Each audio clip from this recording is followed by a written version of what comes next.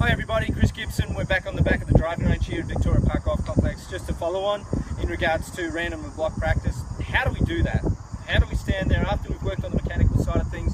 How do we then stand there and replicate what we're going to do on the golf course? And as a very good friend of mine and a very good coach that coaches a lot of tour players, Kevin Healy says it's got to be a blend. You know, we have to blend the mechanical and the mental. It cannot be 100% mental, cannot be 100% mechanical. Okay? So from my aspect, we've got to ask ourselves a couple of different things. What looks like a good shot here? I've got my 60-degree, I'm standing here, I'm 30 yards away from my target. I need to land it at a certain area, it needs to stop fairly quickly, it's going to come down nice and soft. So I'm going to choose my 60-degree lob wedge. So that will produce the shot that I see in my head, that I've confirmed that is the shot that I want. I might have a different option, but I've confirmed that this is the club that I need. Okay, so then I might be working on some mechanical things that help me with that help me produce that. So okay, I've got a bit of pressure on my left foot. That's it. That's the shot that's the movement that I want to make. We have to make sure that there it is. That's the feeling. Excellent. And only then can we then go and hit the shot. Because if we don't do those processes beforehand, this little decision maker up here says, you know what, I'm really not prepared. You're not telling me enough information here. I don't understand. So of course, I've got the shot. I've seen the shot. We're now going to replicate. We've replicated that shot. I feel pretty comfortable.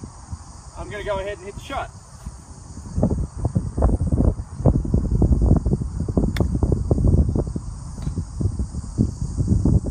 Ooh, a couple of feet away. That's a pretty good shot. So then I've gone through all those processes. If I happen to hit a poor shot, you know, we call it the dying swan, right? We stand people there. Oh man, poor body language, brain starts to go into overdrive. We don't really need those kind of things. If we do hit a poor shot, and of course none of us hit a poor shot, right? So if we do hit a poor shot, okay, it wasn't exactly what I wanted. What did I do wrong? Oh, I might have done this. Oh yeah, I can recognize that. Fantastic.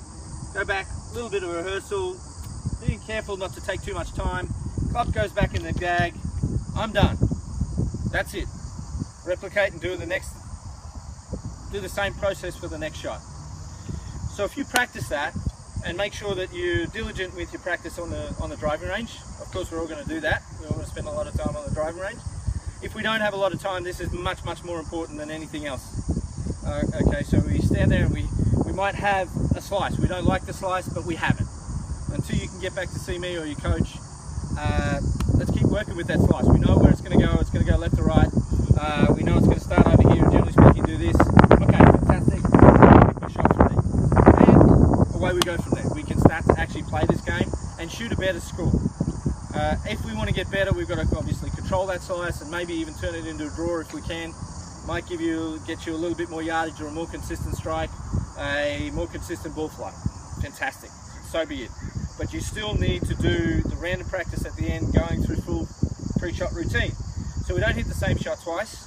Now I've got a shot, I've got a longer shot, I've got about a 50-yard shot now. I need to land it a little bit shorter and let it roll up because there's a big tear in the green. Okay, well I'm going to choose a pitching wedge to do that. That's the shot that I like to see, that's the shot that I want to try and play. So we go through the same process. That's the shot that I've already asked myself the relevant questions. What does it look like? How does it feel off the club face? What does it have to do when it rolls out? All of those types of things. And then I go and replicate that. Okay, that's the feeling that I need. That's the length of backswing, the length of follow through, the mechanics that I need. And then we go and hit the shot.